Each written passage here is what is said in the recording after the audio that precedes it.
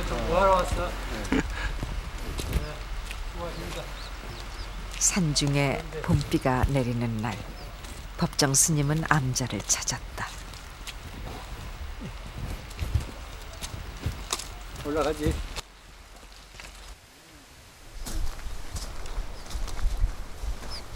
이 소리가 달라져요. 겨울 바람하고 봄하고 소리가 달라요. 들으면은 훨씬 부드러워지고 또 이제 봄 되면은 나는 그래요. 체질적으로 밤에 자다 자꾸 이제 밤중에 깨요. 잠이 적어져 밤중에. 되게 이제 산에 살면은 가을이라든가 봄, 이 바람결에서 느껴요. 바람결에서.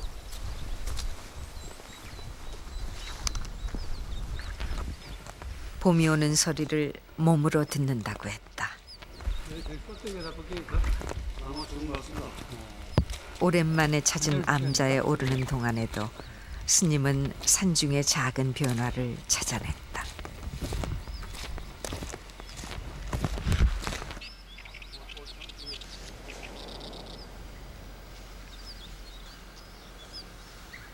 법정 스님은 1년에 두세 번 불이람을 찾는다.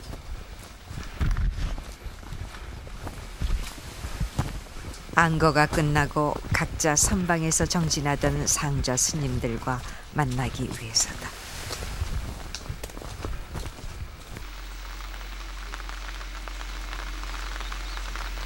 암자는 28년 전 스님이 손수지였다.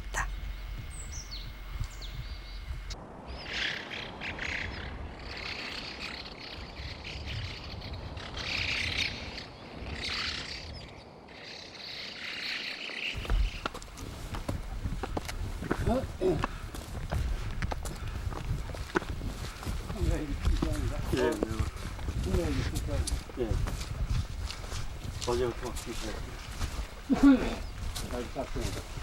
하동은 다 세상이죠. 지금은 불이람을 떠나 다른 곳에 살고 있지만 이맘때가 되면은 암자의 매화 소식이 먼저 궁금했다.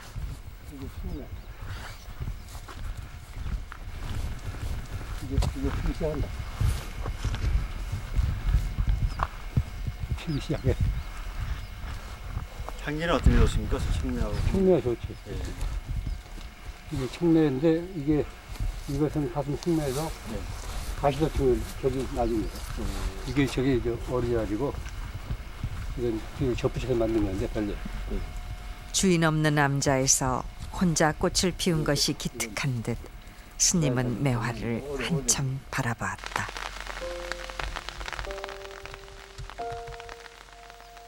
문향. 스님은 매화 향기를 맡지 않고 듣는다고 했다.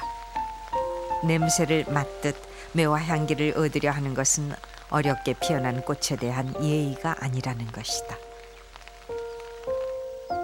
내가 처음 여기 1975년 4월 19일 날 여기를 왔거든. 그때 비가 내리더라고. 뭐 텅 비어 있고 다 이야기 쓰러져 있고. 그런데 이 벚나무가 이렇게 크지 않아서 조그만 했는데 활짝 피어 있더라니까. 그러니까 아주 정답더라고. 아이고 이 벚꽃이 나하고 같이 살아야 되겠구나. 또 우물에 가서 물맛을 바가지로 물을 떠서 먹었더니 아주 물맛이 좋아. 그래서 여기서 내가 살만한 곳이구나. 스님은 불이람에서 혼자 사는 삶을 선택했다. 홀로 있어야 자신을 들여다보는 일에 오롯이 정진할 수 있기 때문이다. 그리고 홀로 자신과 마주하며 자연에서 보낸 시간을 무소유를 비롯한 많은 글에 담아 세상에 전했다.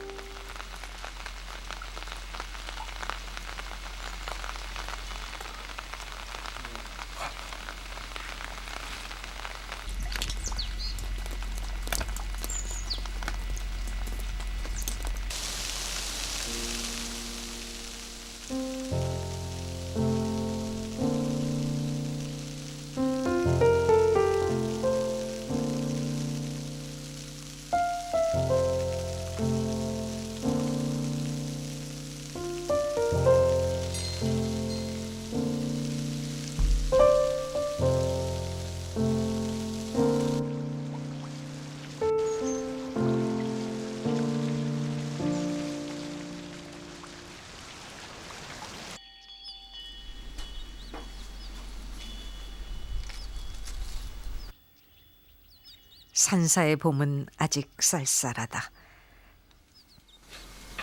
잔솔개비로 군부를 떼는 모습에서도 스님의 간소한 삶이 보인다.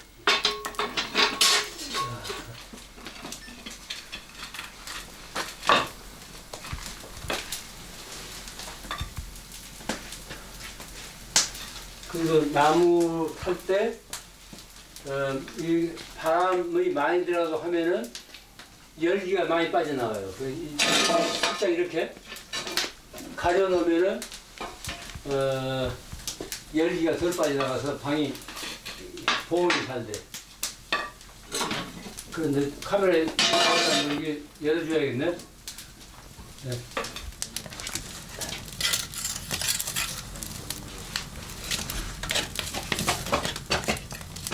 이러면 이제 물만 끓어요. 잘 되는 아궁이는 불이 탈 때 저기 고래구멍이 환히 보여야 돼. 됐고, 이것을 하나씩 닫아놔야 돼. 여기서 너무 이제 바람이 많이 들어가면 굴뚝으로 열이 많이 빠져나와요. 이게 이제 이 방에 축이 된다고.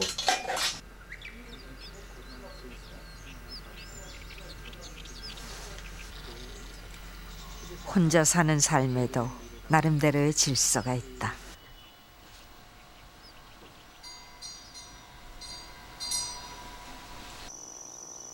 가장 큰 원칙은 간소하고 간소하게 사는 것.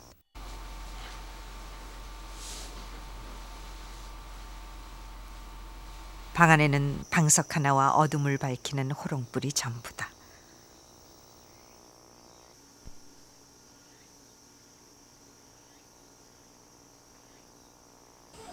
자기의 어떤 주거 공간 같은 게 대주시면 단순해야 된다고.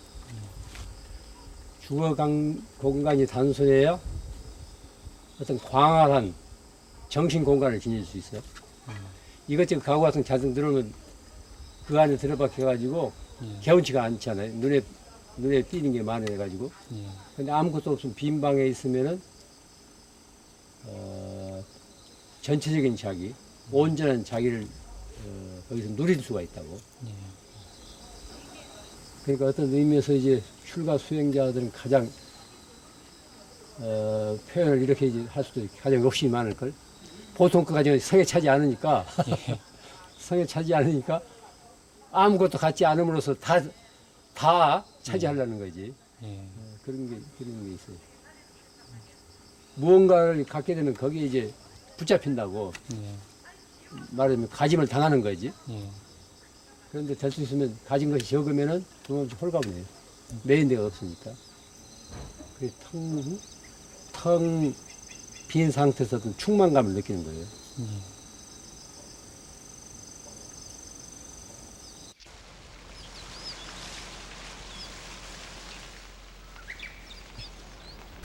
이 사무라이들이 그게 이제 흥을 본받은 거예요. 비가 그친 암자에 반가운 손님이 찾아왔다. 길들이기 위해서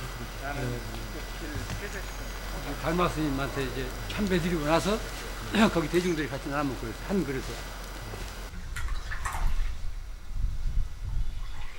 뭐 이제 그 차 뭐 물론에도 있지만 홀로 마시는 건 아주 신기롭게 생각했거든요. 가장 신선들이. 그런데 차를 아는 친구하고 같이 마시면 즐거워요. 그 대신 차 모르는 사람하고 마시면은 영 차맛 없다고. 그게 뭐든지 차뿐이 아닐 거예요. 뭐든지 술도 그렇더라고요. 그럴 거예요. 술도 그럴 거고. 그 노동에 유명한 그 칠환 다가가 있지 않습니까? 칠환시 7잔. 한 잔을 마시니 목구멍과 입술이 촉촉해지고 두 잔을 마시니 외롭고 울적함이 사라지면 석 잔을 마시니 가슴이 열려 5,000권 문자로 그득하고 넉 잔을 마시니 가벼운 땀이 나서 평소 불평스럽던 일이 죄다 땀구멍으로 흩어지네. 5잔을 마시니 살과 뼈 맑아지고 6잔을 마시니 신성과 통하게 되며 7잔을 마시려고 하니 양 겨드랑이에서 맑은 바람이 솔솔 일어난 듯 하는구나. 옥내산이 어두맨고 나옥천장 이 맑은 바람 타고 헐헐 그곳으로 돌아가고자 하느라 이런 시가 있어요. 근데 에, 어떻게 이렇게 기억력이 좋으시죠? 내가 이제 좋아하니까 가끔 이제 외우는데 차를 아는 사람과 함께 나누는 차 한 잔은 그것만으로도 기쁨이다.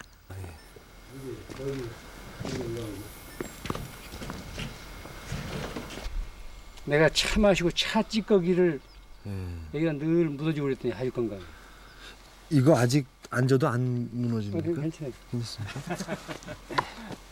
내가 이제 와서 넘어갈 것 저 이제 부엌바닥에 최초로 만든 의자라. 이것도 거의 상한 것 같은데. 최초로 만든 의자인데 처음에는 이게 장작으로 했어요. 장작이 지압은 되는데 아프더라고. 그 이것만 갈았어요. 근데 오래돼가지고 이제 덜렁덜렁하네. 스님은 승려가 되지 않았으면 목수가 됐을 것이라고 했다. 의자는 간소하고 간소하게 살고 싶은 스님을 보여준다. 그리고 스님이 떠나면 그의 빈자리를 지킨다.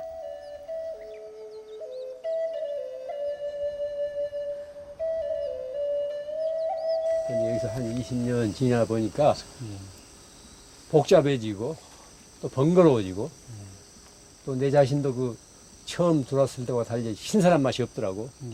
그래서 그냥 저 강원도 쪽으로 이제 간 거예요.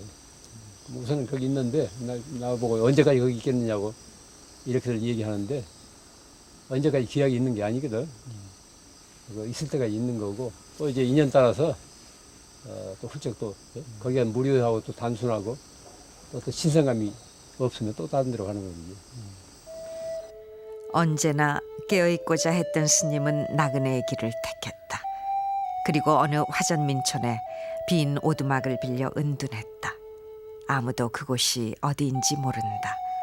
오로지 나그네로 남기를 원하는 뜻이다. 근데 거기 지금 강원도 거기 지금 마을에서 지금 거의 2km 떨어져 있다고. 그게 뭐 억지로라도 전기 끌려면 끌 수 있지. 그런데 굳이 그럴 필요 없고 있는 또 이제 살아보니까 전기 없으니 훨씬 좋은 점이 많다니까. 불필요한 가전제품, 이 물건 같은 거 무슨 거기 전기가 들어온다고 가정해봐요. 텔레비, 뭐 냉장고, 또 무슨 필요한 무슨 빵 굽는 이게 등등 뭐 잔뜩 들어올 거 아니요. 그렇게 되면 산중에서 사는 맛이 없지. 그러니까 뭐 꼭 그렇게 살려고 고집해서가 아니고 주어진 여건을 내가 그대로 이제 수용하는 거예요. 또 만약 전기가 들어오는데 또 그렇게 또 받아쓸 수 있는 거고. 그러니까 요새는 내가 그런다니까. 아까도 얘기했지만 그전 같으면 그냥 내 생각대로 필요한 걸 다 그냥 억지로라도 끌어들여서 이제 누리려고 했는데 지금은 주어진 여건 그대로 받아들이면서 하니까 훨씬 마음이 편해.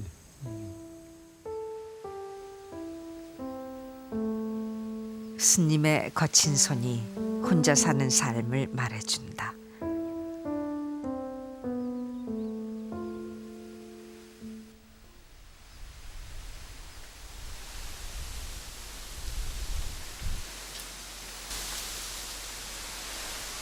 그러나 사람들로부터 떨어져 홀로 있는 시간, 비로소 마음의 문이 열린다.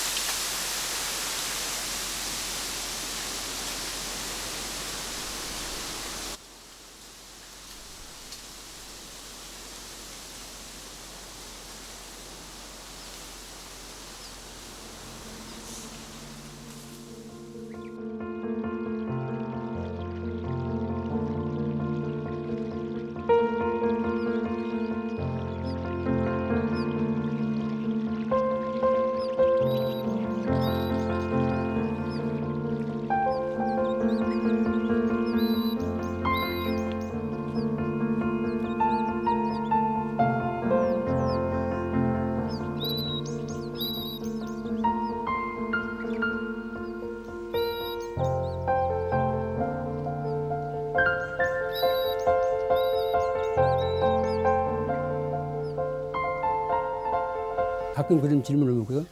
그런 질문을 받아요. 스님이 이렇게 이제 산중에서 혼자 사는데 도대체 세상에 무슨 의미가 있느냐. 내가 그런 소리 듣고 스스로 이제 많이 반성해. 그렇겠구나. 내가 이렇게 사는 것이 세상에 어떤 의미가 있지? 근데 가끔 이제 나를 만난 사람들이 내 이렇게 이제 살아가는 모습을 보고 뭐, 기뻐한다고, 즐거워하고 또 그런 걸 볼 때 뭐 이런 식으로 살아도 세상에 큰 폐해는 되지 않겠구나. 뭐 이런 생각을 해서 스스로 만족을 하지 않지만은 우선은 뭐 이런 식으로 이제 살고 있고 또 내가 뭐 세상을 모른 채 하지 않고 그냥 내가 자연에서 얻어들은 어떤 삶의 교훈이라든가 자연의 어떤 신비라든가 아름다움을 뭐 그때그때 기회 있을 때마다 말로 글로 뭐 전하고 있는 것으로서 이제 밥값의 뭐 일부를 하고 있다고 이렇게 말합니다.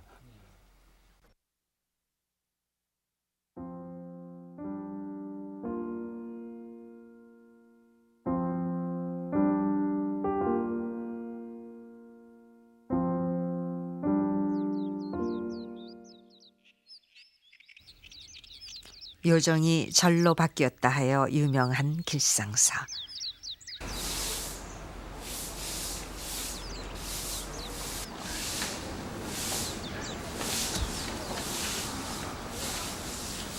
두 달에 한 번 법정 스님은 산에서 내려와 길상사에서 법문을 한다. 이곳에서 스님은 일반 사람들과 만나고 맑고 향기롭게라는 시민 모임에 참여한다.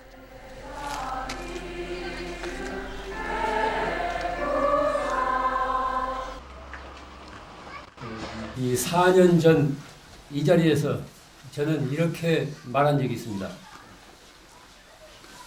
요즘 절과 교회가 거대하고 호사스럽게 치장하고 흥청거리는 것이 마치 이 시대의 유행처럼 되고 있는 현실에서 이 길상사는 가난하면서도 맑고 향기로운 도량이 되었으면 하고 원했습니다.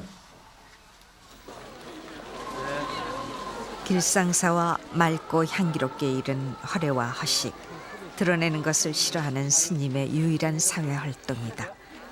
드러내지 않고 소외된 이웃과 함께, 자연과 함께하며 향기를 주위에 전하는 삶이 맑고 향기롭게의 뜻이다. 점심들 다시 와세요. 요정 대원각의 소유주이던 김영한 할머니는 스님의 뜻을 따르고자 기부를 요청했고 10여 년의 거절 끝에 스님은 할머니의 뜻을 받아들였다. 요정이 사찰로 바뀐 첫날, 김수환 추기경이 길상사를 찾았다.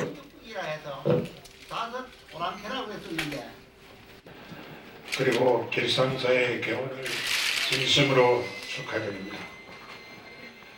평소에 마음으로부터 존경에 맞지 않던 법정 스님께서 회주이신 길상사가 도심에서 멀지 않은 곳에 이렇게 새들의 노래와 물소리, 수려한 경관 속에 조용히 자리하게 되어 참으로 기쁘게 생각합니다.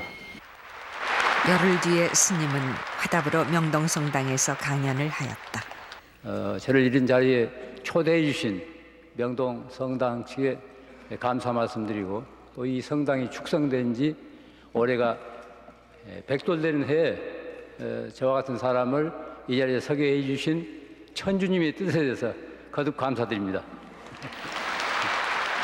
두 사람의 모습은 반목과 갈등이 앞서 있던 당시 우리 사회에 큰 울림을 주었다.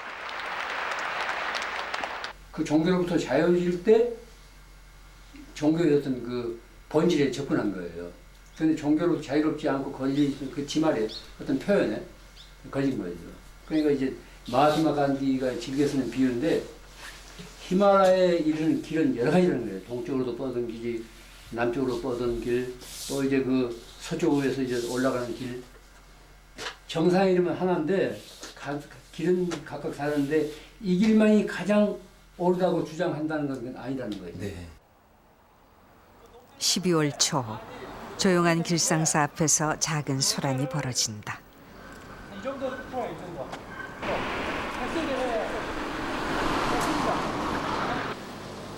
매년 이 즈음이 되면은 교회보다 성당보다 먼저 예수님의 탄생을 축하한다.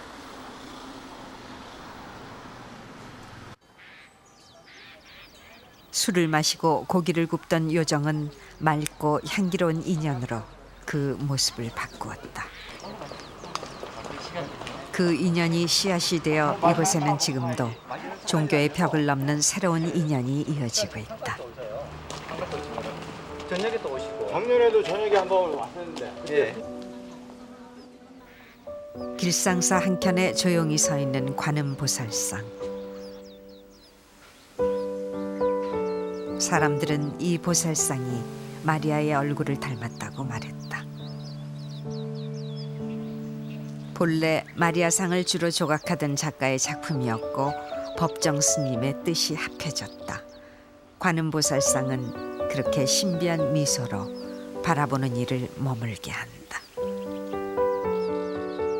어떤 종파의 종교든지 좋은 점을 내가 다 이제 받아들인다면 내가 믿고 행하고 있는 종교 자체가 아주 건전하게 될 거예요. 또 모든 종교는 그래야 돼요. 개체로부터 시작해서 전체에 도달할 수 있어야 그게 이제 종교지, 개체에 머물러 있다면은 그건 그 온전한 종교라고 생각하지 않습니다. 또 그것이 살아있는 삶에 하나의 큰 그 원동력이 되어서 자기 자신만이 아니고 이웃에게도 그런 따뜻한 온정이 두루 나누어져야 됩니다. 개인으로부터 나로부터 시작해서 이제 세상에 도달해야 된다는 것은 사랑의 실현이에요. 이웃에 대한 보살핌. 이웃에 대한 보살핌은 무슨 자선이라고 생각해서는 안 됩니다. 뭐 보시가 아닙니다. 자기 확대예요.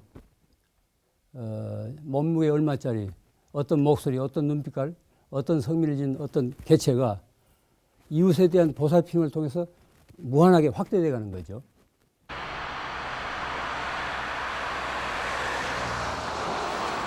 지난 2002년 10월 미국 뉴욕에 있는 불광선원에서 법정 스님의 법회가 있었다.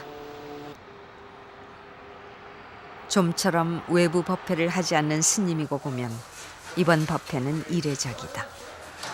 형식적인 자리에 얼굴 보이는 것과 일 벌리는 사람들과 함께 있는 것을 싫어하기 때문이다. 천막 속에서 불상도 없이 이루어지는 작은 법회였지만 많은 사람이 모여 법문을 들었다. 제 이름은 법정 스님입니다. 법정 큰 스님이 아니에요. 분명히 알아두십시오. 네 나라 중에 스님이 미국까지 와서 법회를 한 이유는 달리 있었다. 자, 하나, 둘.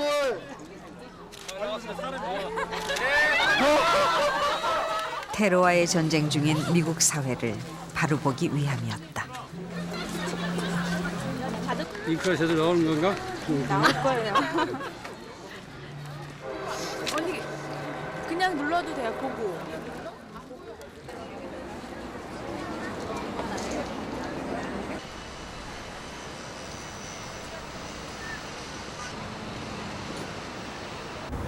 법회가 끝나고 스님은 곧바로 그라운드 제로를 찾았다.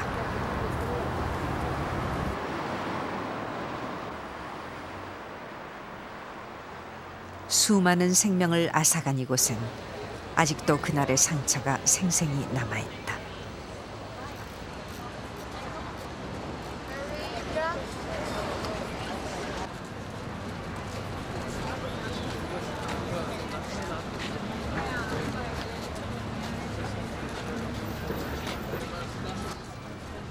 참혹했던 당시의 증오가 지금까지 이어져 전쟁이라는 또 다른 증오를 부르고 있는지 모른다. 이는 이뤄서는 안 되잖아요. 그렇게 되면 간디의 말처럼 결국 다 눈멀게 된다는 거예요. 증오인으로서 대하면 다 눈멀게 되기 때문에 다른 차원에서 끌어안는 차원에서 이 변화가 있지 않고는 해결이 안 된다는 거예요. 전쟁으로서 해결될 문제가 아니거든. 이라크를 몇 번 두들겨 패고 초토화시킨다 하더라도 그런 그 생각이 사라지지 않는 한 이 지구상에서 테러는 사라지지 않아요. 어떤 그 집단에 의해서 그런가요? 스님은 그라운드 제로를 지나 19세기의 한 평화주의자, 자연주의자가 살았던 곳으로 향했다.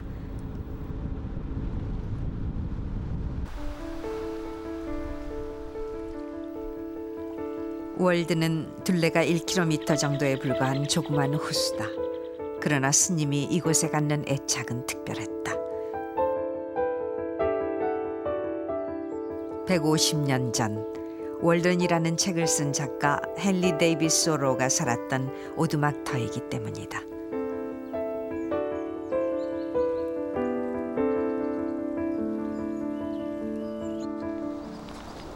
여기가 이제 케빈 터널이 나와요. 소로는 이 숲에 작은 오두막을 짓고 살았다. 이곳에서 움튼 소로의 사상은 스님의 삶과 맞닿아 있다. 굴뚝터라고 돼 있네요. 네.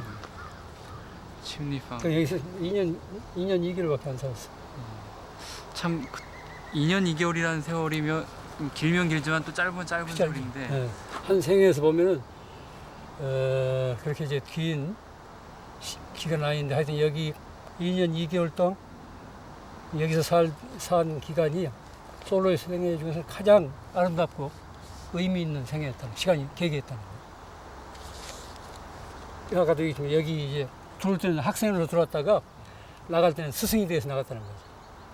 누가 가르쳐줬을까요? 그분이 스승이 되게끔. 자연이 가르칠 자연. 숲에서 자급자족하며 홀로 살았던 소로. 생전에 그는 자신이 쓴 글로 그 어떤 명성도 얻지 못했다. 그러나 호숫가에 오두막을 지어 간소한 삶을 살았고 그 경험을 기록한 책 월드는 19세기 출판물 가운데 가장 중요한 책으로 평가받고 있다.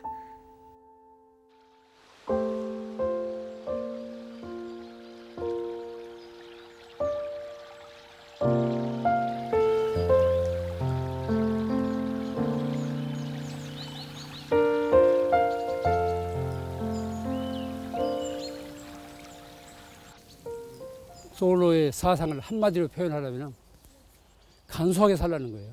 아주 간소하게. 한두 가지로서 만족하지 100가지나 1000가지나 그렇게 늘어놓지 말라는 거예요. 단순하면 단순할수록, 간소하면 간소할수록 어떤 우주의 원리를 더 투철하게 인식할 수 있다는 거예요. 그때는 가난은 가난이 아니고 외로움은 외로움이 아니라는 이런 얘기를 하고 있어요. 그러니까 한마디로 이제 솔로 사상을 표현하면 간소하게 살려는 거예요. 너무 많은 것을 지니고 사는 현대인에게 그건 훌륭한 메시지죠.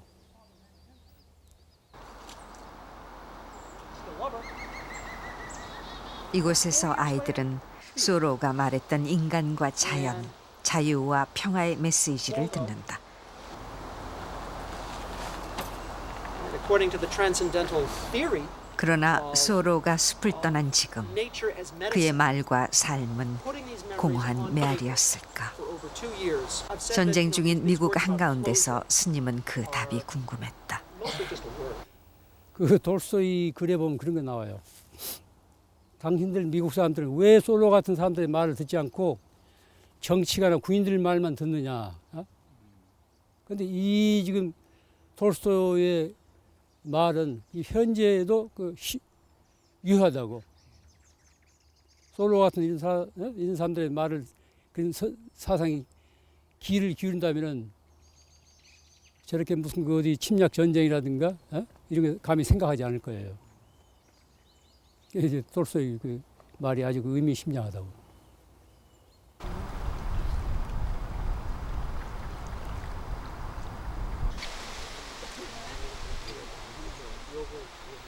스님은 자신에게 가장 큰 영향을 준 사람으로 간디와 소로를 꼽는다.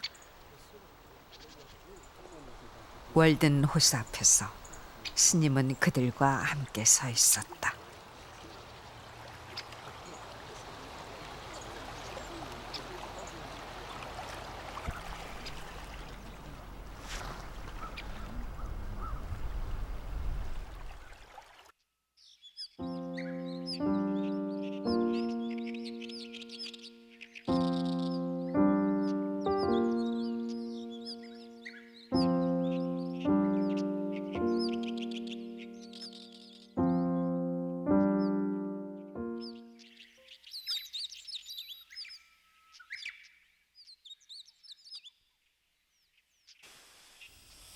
8월 말 여름 정진인 한거가 끝나고 스님은 다시 불이람을 찾았다.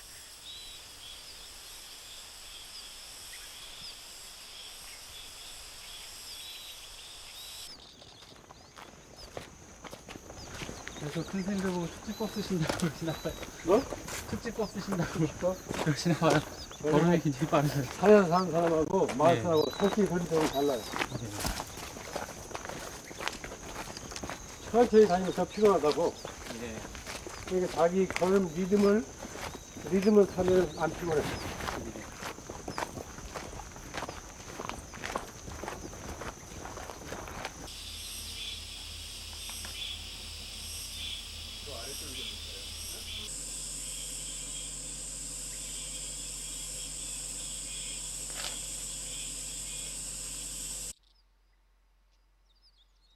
이맘때 암자의 주인은 하늘과 바람 그리고 새들이다.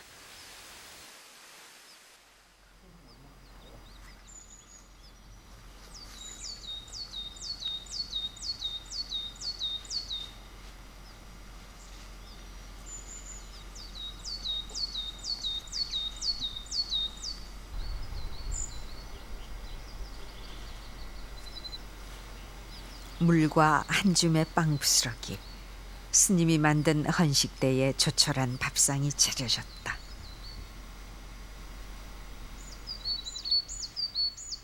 헌식은 산속에서 살아온 스님의 오랜 습관이다.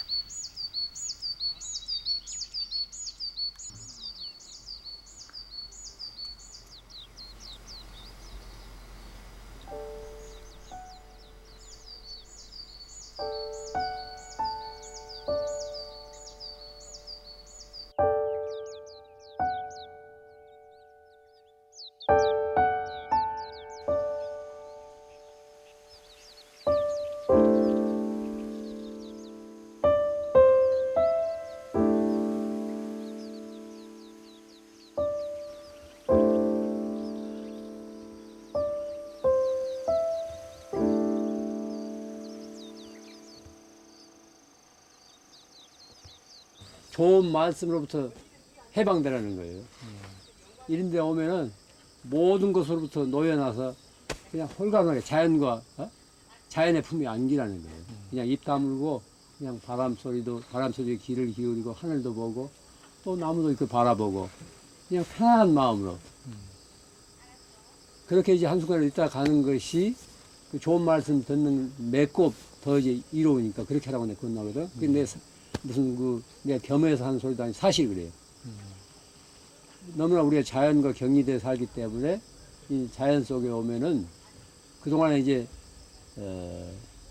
잃어버리고 잊어버렸던 그런 그 자연을 여기서 이제 마음껏 되찾고 누리고 가라는 거지.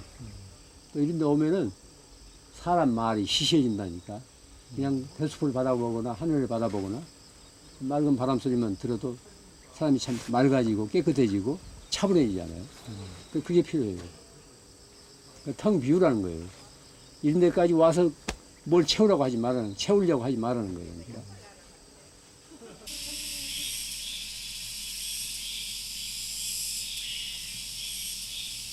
땅을 파서 만든 작은 연못에 하얀 연꽃이 피었다. 안에 뭐가 있는 것 같아요. 뭘 벌레가 있는. 지난해 옮겨 심은 백년이 드디어 꽃을 피운 것이다. 꽃송이는 굉장히 많이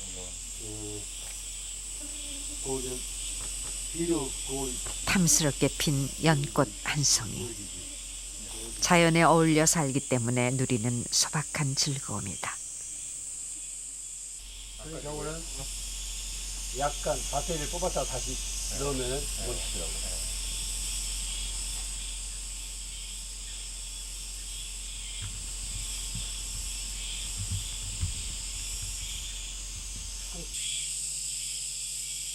하늘과 산, 자연 속에는 사람들이 놓치고 사는 것들이 숨어 있다. 밤에 자다 달 보니까 달 보느라고 숙면이 안 돼. 가끔 일어나서 문 좀 여는 거 보고. 그게 이제 그냥 소년 같은 집 갔는데 우리가 이제 새끼 밥 먹고 뭐 일하고 뭐 공부하고 또 이제 뭐 반일하고 여러 가지 일과 중에 그것도 중요한 일이라니까 그렇게 생각해야 돼요. 일반 사람들은 생각 못 하는데 우리가 달을 바라본다거나 신인물 소리를 이렇게 신인물 소리에 귀를 기울인다는 것 이것도 살아가는 일 가운데 중요한 몫이라니까 현대인들은 그것을 놓치고 있다고 자꾸 상막해지는 거지. 그런 것을 자연을 접합으로 해서 사람이 시들게 하죠. 그런 어떤 어떤 삶의 리듬 같은 걸 지닐 수 있다고. 도시에서는 그거 안 되잖아요. 그러니까 이게 뭐 머리만 회전만 빠르지 가슴은 자꾸 이제 메말라가고 상막해서 그런다고. 근데 이제 달을 본다든가 별을 본다든가 바람 속에 이렇게 길을 이룬다든가 그러면 물가에서 이제 물 흘러가는 본다든가 하면 중요한 나는 그렇게 생각해요. 중요한 일과 같은 그 참선이라든가 독경하는 것에 못지않은 중요한 일과라니까 그런 것을 통해서 어떤 자기 나름대로 시들지 않는 그런 그 뜰을 가꾸는 거예요. 겨울에서는 저쪽에서 여름에는 이제 여기서 어떤 때는 이 조계산 상봉 이쪽에서 공이 굴러내린 것처럼 그렇게 뜨는 때가 있어.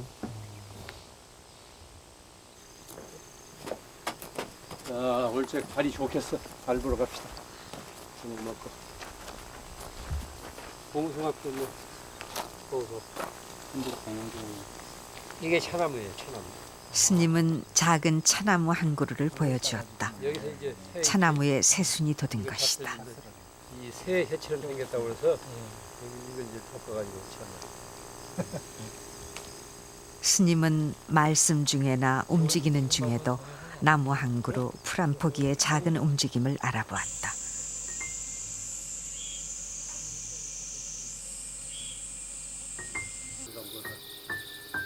소원들 빈시오, 소원들. 여름밤 앞산에 떠오른 달은 어느새 불이람 마당으로 굴러 들어온다.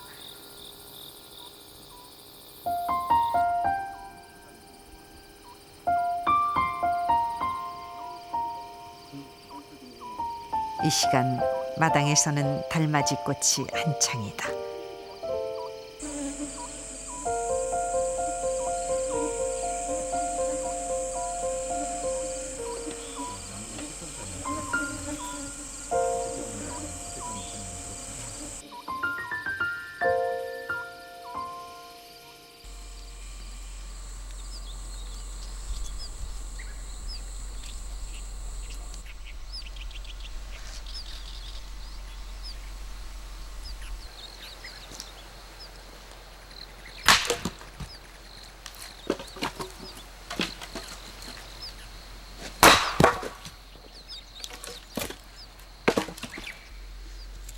찬바람이 불면 불이라면은 장작 패는 소리가 공기를 가른다.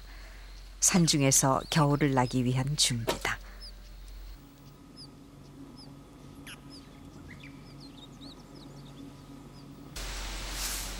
가을바람 소리에 수행도 깊어진다.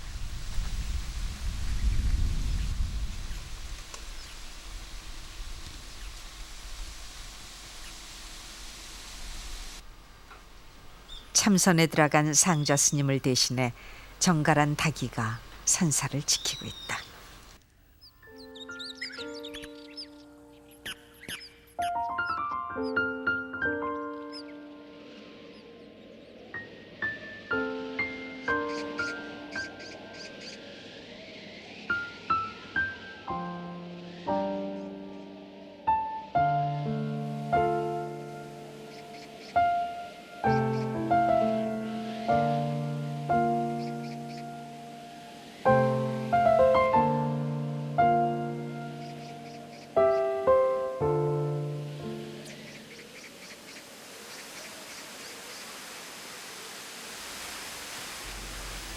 겨울, 불이람도 눈에 갇혔다.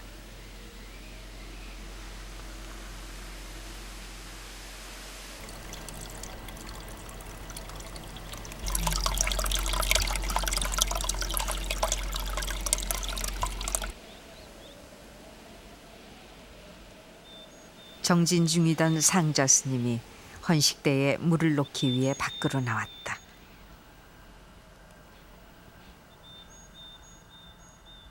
이 순간 어느 것이 자연이고 인간인지 알 수 없다.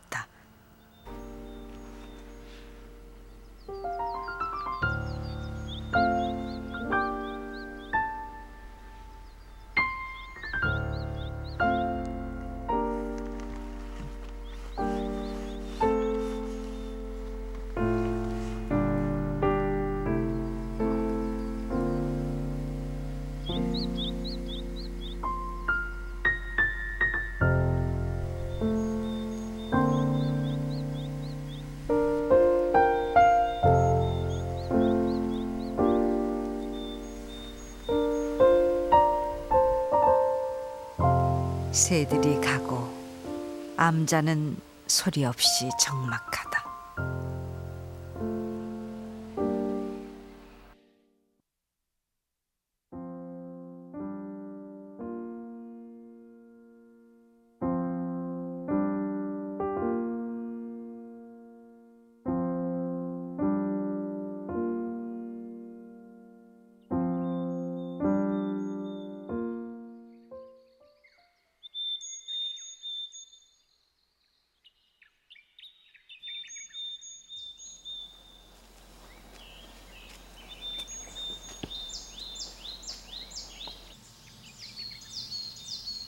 새들이 깨어나는 시간.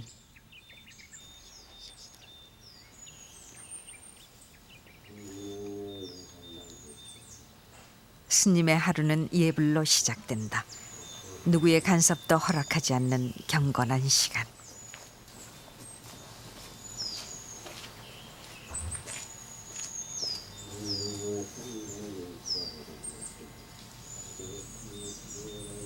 새벽 예불은 혼자 살면서도 흐트리지 않는 스님의 엄격한 질서다.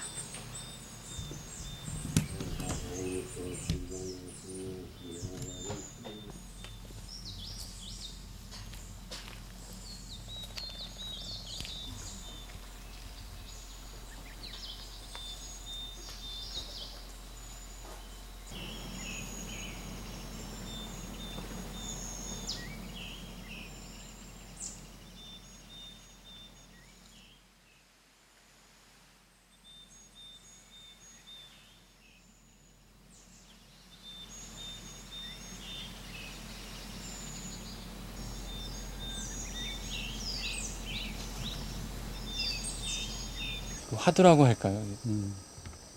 많은 스님들께서 이렇게 다 안고 가신 화두가 있으십니까? 화두 다 있지. 내 화두는 나는 누구인가? 근본적인 자기 명제고 무림이라고. 이것을 이제 뭐 이 무엇인가? 뭐 육조 스님 때부터 그런 게 나와요. 요새 말로 각색하자면 나는 누구인가? 이게 어디 사전에서 뭐 해답이 나오는 것도 아니고 어디 참고서에 있는 것도 아니고 무슨 어록에 있는 것도 아니고 각자 자기에게 주어진 물음이에요. 어떤 근원적인 물음이지. 그것을 통해서 이제 자기를 꼽히는 거예요. 그런 그 근원적인 물음을 다 가지고 있어야 돼요. 저마다 꼭 뭐 수행자가 아니라 하더라도 그렇게 되면은 아무리 복잡한 세상, 어지러운 세상을 살더라도 중심이 잡혀요. 흔들리지 않는다고. 어떤 근원적인 사유의 명제가 있기 때문에. 그 해답 찾기는데 정말 힘들지 않을까요, 일반인? 해답? 예. 물론 해답은 깨달음을 통해서 이제 하루아침에 갑자기 해답이 나오는 수도 있지만 순간순간, 뭐 궤변 같지만 순간순간 그 물음을 통해서 그렇게 살고 있는 거예요. 나는 누구인가라고 할 때 내가 지금 어떻게 살고 있는가, 그것과 동시에 연관된다고. 그러니까 함부로 살 수 없는 거예요. 또 순간순간의 그 삶이 자기를 형성하고 자기를 펼쳐 보이는 일이기 때문에.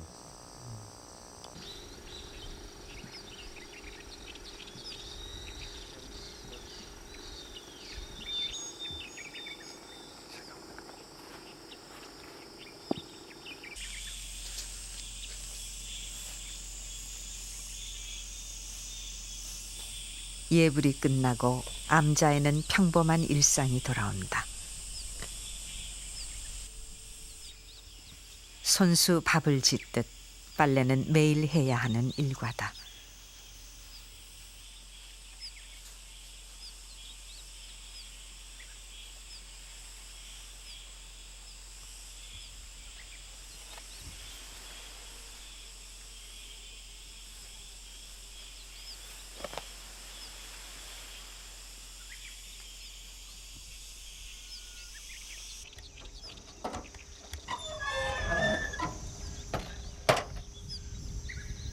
문을 열면 먼 산이 방 안으로 들어오는 산사.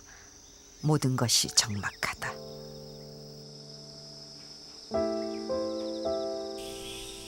스님이 그나마 가장 많이 소유하고 있는 물건이 책이다. 책을 아끼고 즐겨하지만 동시에 책 버리는 일을 수없이 되풀이하며 간소한 삶의 질서를 지킨다.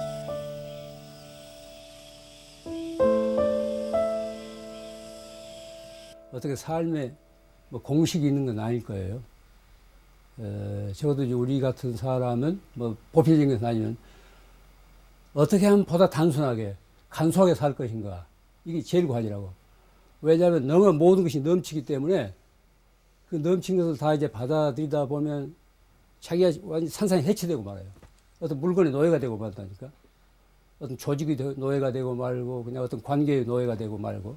그렇기 때문에 보다 어떻게 하면 보다 간소하게, 어떻게 하면 단순하게 살 것인가, 이것이 내가 이제 내 뜻인데, 그게 한 본질적인 삶일 거예요. 물론 여러 가지 복잡한 상황 속에 누구나 이제 살면서도 어떤 자기 중심이 없다면은 스스로 다 해체되고 말 거예요. 그러니까 보다 간소하게 단순하게 살고자 하는 그런 알맹이 때문에 이 복잡하고 어수선한 이 살벌한 세상을 살면서도 크게 요동하지 않고 그럴 거예요.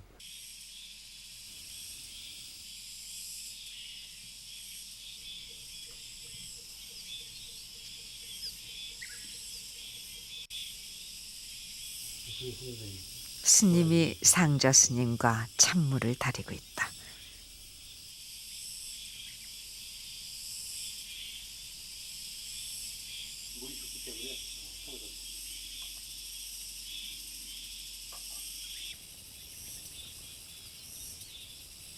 어떤 그 가톨릭 수도원에서는 뭐 한 달에 2차례씩 이 사물을 스스로 이제 공개하는 그런 이 규칙이 있다네. 그러니까 그 말은 무슨 소리인가 하면 남 앞에 내놓기 전에 스스로 알아서 가질 것만 가지라는 거지. 오히려 이제 출세관에서는 갖지 않는 것이 부자거든.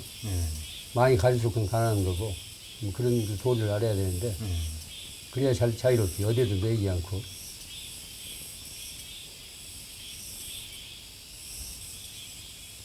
그 누구 주려면 살아있을 때 줘야 돼요.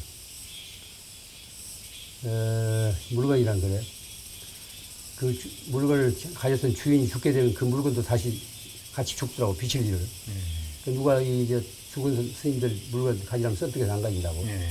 살아있을 때 주면은 너도 갔는데, 그 물건도 그 사람이 죽으면 같이 따라서 죽기 때문에, 뭐, 죽고 싶은 게 있으면 살아있을 때 줘야죠.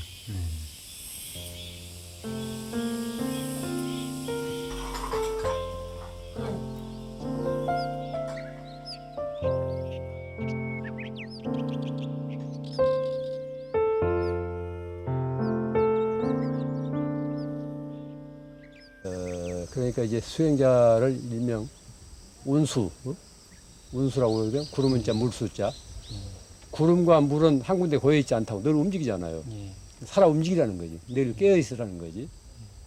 뭐 운수 행각이다, 뭐 운수 납자다, 뭐 이런 얘기를 하는데, 구름과 물처럼 늘 살아서 움직이라는 거예요. 한 군데 고여 있으면, 물이 고여 있다고 할 때, 구름이 한 군데 정체해 있다면 그건 구름이 아니거든. 물이 아니고, 그건 썩어요. 늘 구름과 물처럼 살아 움직이라는 거예요.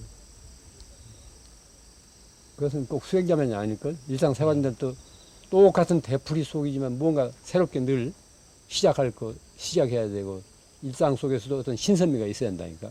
그렇지 않으면 사람이 시들어요. 찌들고.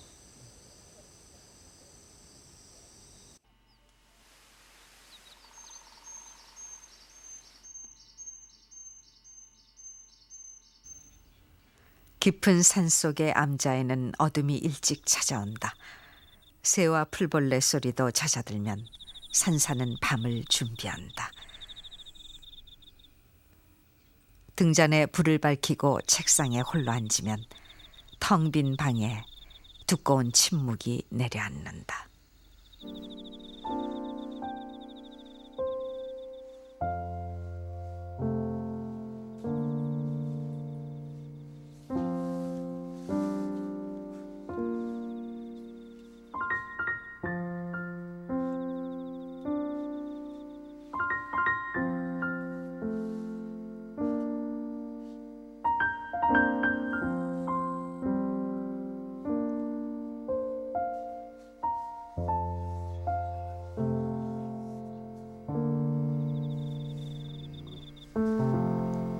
처음에는 한밤중에 일어나는 밤이 두려웠다고요. 밤에도 기침이 나오니까. 근데 요즘은 오히려 그걸 즐기고 있는 것 내가 스스로 느끼게 내가 이 밤의 이 고요를 즐기고 있구나. 이 기침이 아니었더라면 내가 이렇게 한밤중에 자다가 깨어나서 이런 시간을 누리지 못할 텐데 기침 때문에 내가 이제 일어나서 이런 그 맑고 투명한 시간을 갖는구나 하니까 때로는 기침한테 이제 고맙다는 그런 생각을 하게 돼요. 이 한밤중에 이 기침이 아니면 누가 나를 깨워줄 것인가 해가지고 그러니까 이 나이 들어간 탓인가 봐요. 모든 것을 그래서 받아들이게 돼요.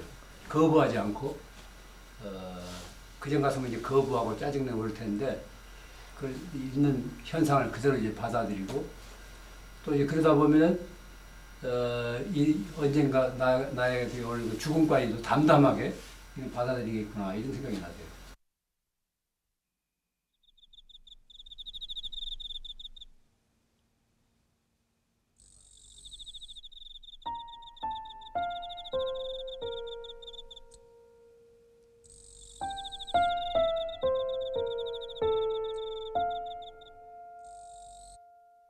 쌍둥이라 하더라도 다 특성이 있다고. 똑같은 세상이 하나도 없다고. 그러니까 각자 이제 그러한 모습으로서 이 세상에 초대받은 하나의 나그네들이에요. 그러니까 각자 이제 어떤 삶의 몫이 있잖아요. 누구도 닮아서는 안 됩니다. 지금 우리 모두 정보화 사회라든가 뭐 이런 거 산업사회에서 제일 문제가 모두 닮으려고 한다고. 아파트라는 주거 공간에서 똑같은 판에 박힌 주거 공간에 살기 때문에 가구도 비슷비슷하고 음식도 비슷비슷하고 뭐 출퇴근 시간이면 여러 가지 또 이제 똑같은 프로를 보고 그렇게 거의 사람이 자기 특성을 자기 빛깔을 잃고 닮아간다고. 그런데 그런 그 흐름에 그대로 무비판하게 편승해서는 안 돼요. 닮아가면서 깨어 있어야 돼요. 깨어 있어서 자기 빛깔과 자기 향기와 자기 나름의 특성을 세상에 펼쳐 보일 때 세상에 나온 보람이 있죠. 전체의 어떤 조화를 이룰 수가 있는 거예요. 그렇지 않고 모두가 닮아서 그냥 똑같이 한계같이 그렇게 산다면 세상 사계절이 없는 세태처럼 상막할 거예요. 그러니까 저마다 자기 몫을 이것이 이제 개인의 삶에도 플러스가 되고 사회적으로도 건강한 조화의 한 몫을 할 수 있는 삶이 된다면은 어떤 상황에서 어떻게 살더라도 그것은 이 값 있는 인생이 될 수 있다고 저는 늘 그렇게 생각합니다.